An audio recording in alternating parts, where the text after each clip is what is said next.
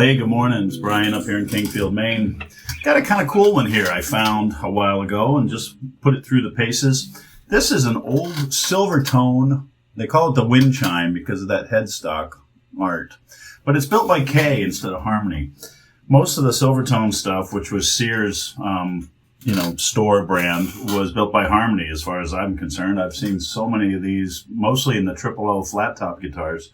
But after a lot of digging and research, I found that this is a Kay built one. It's got a Kay sticker on the inside. It's a 290 model, and it was only available for 2 years, 1941 and 1942. So this is a genuine, pre-war archtop guitar. Features a solid carved spruce top, not a pressed one like a lot of the 50s and 60s Kays. Has this beautiful, absolutely stunning maple back and sides. Now this is a laminate. When I took it apart, I could tell it's laminated. It looks like a mahogany and maple laminate. It's got a solid maple neck, one piece, no truss rod in it. Brazilian rosewood fretboard. Period correct. I don't think this was original. Brazilian rosewood floating bridge, and I've done some carving and modifications to that to compensate it. Original era. I don't think these are original because there were some different holes, but the stamped, not screwed, they're riveted tuners like they were making back in the 40s. Original tailpiece, but really just a cool old bird. Now, the things I've done to it, I'll go over in detail here, and then I'll play a little bit, but the major changes really is the neck reset and repair, a little bit of bracing changes on the inside, and the addition of a pickup. I decided while I had it apart to put in a Discovery model, K&K Pure Mini style. It's sort of a knockoff on the K&K. Honestly, I've tested both, and these are half the price, and they sound the same. It's got 3 little transducers that adhere up underneath the underside, usually used on a bridge plate and a flat top, but it works great right underneath the bridge of this. And it just runs through there. It doesn't take a battery. It's a passive setup. It helps if you use the K&K Pure preset. Then you can get volume controls. That's what I use when I open mic with it. But very punchy sounding.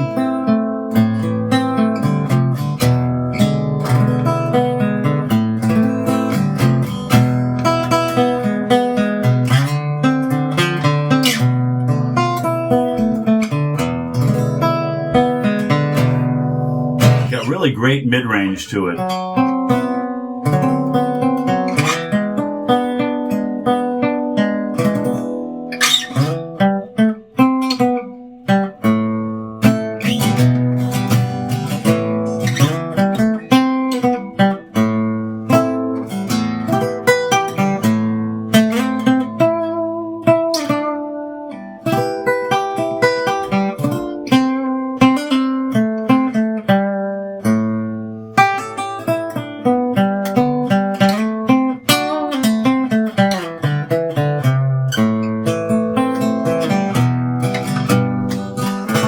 Add that pickup in.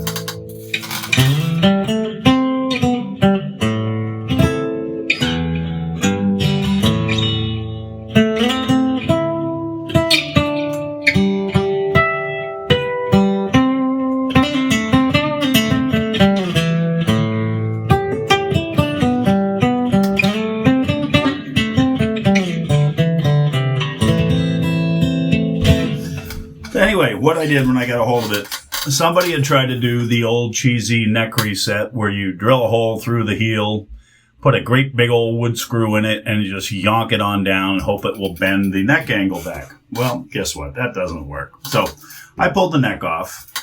While it was off, I replaced that big ungainly hole with a nice piece of spalted maple, and it's nice and flush. You don't really even feel it at all there. Then it had a loose brace inside. I could hear it rattling around when I shook it. So I peeled carefully all of this beautiful brown tortoise binding. That's all the original stuff. Peeled it all off, and I took the back off. No cracks, nothing on this back. It's in beautiful shape. Same with the top. Absolutely flawless.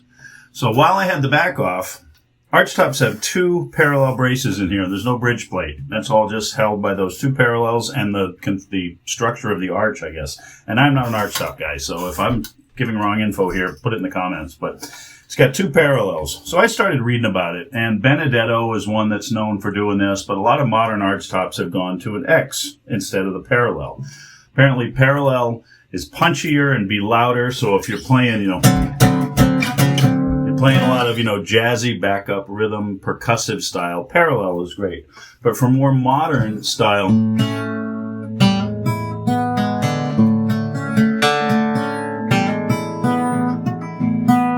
where you want highs and lows, everything mixed in like more people are playing nowadays, they're starting to do more of an X. So I took the loose brace out, took the other one out as well, smoothed out and cleaned up the inside. There were reinforcements around the F-holes, great big, huge, almost 1/8-inch thick pieces of spruce glued right there. So I got those out of there so this thing can breathe. I figure if these F-holes have not deformed in, 80 years, they're not going to move now. So it's all nice and smooth inside. And then I trimmed down those X braces as close as I could see to what I was finding online. So they're kind of tapered on the ends. They don't go all the way to the edges. They're just floating in the top. And I put them together into an X underneath. There's no bridge plate. Like I said, this is held by the structure of the arch.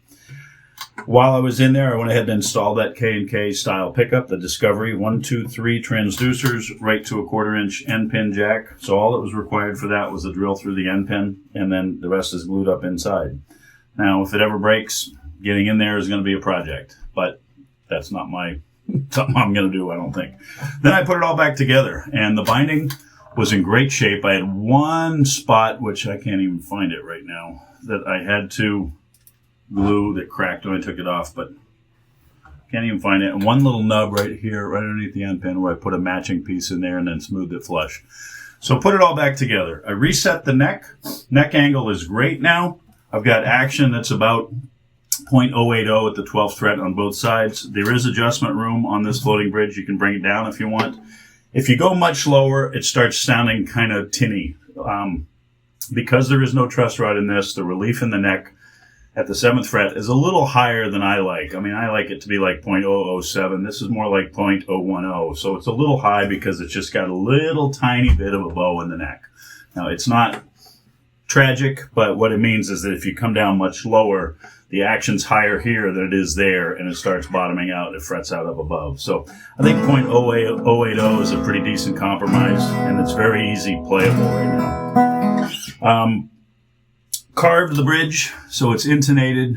Obviously, old school bridges were just straight. Even with the angle, you don't find that when you go from the wound G to the unwound B, you've got to have that saddle back a little further, or the B is always sharp and sounds snotty.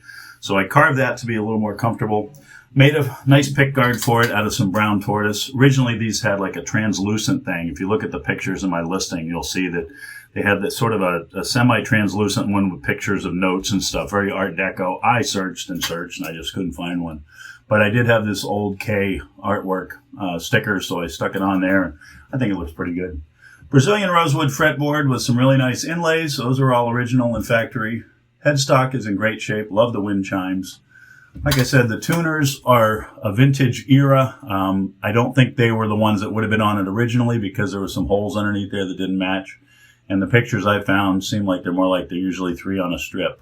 But these are the wartime style that don't have screws. They're stamped and riveted. They're very smooth now, and they've got new cream buttons.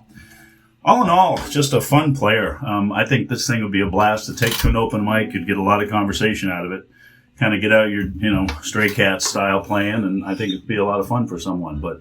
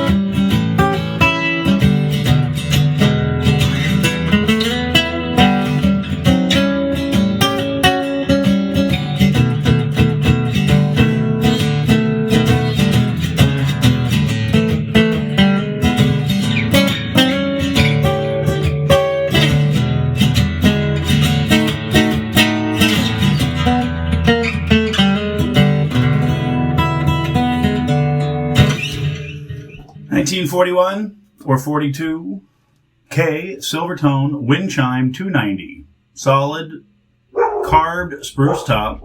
There's my Labradors. Always a critic, right? Gorgeous flame maple back and sides. Brown tortoise binding. Brazilian rosewood fretboard. Brazilian rosewood bridge. It's a heck of a way to have a pre-war vintage solid carved top, arch top, American made for a fraction of the cost of a Gibson, that's for sure. Hey, thanks for watching this long video. See ya.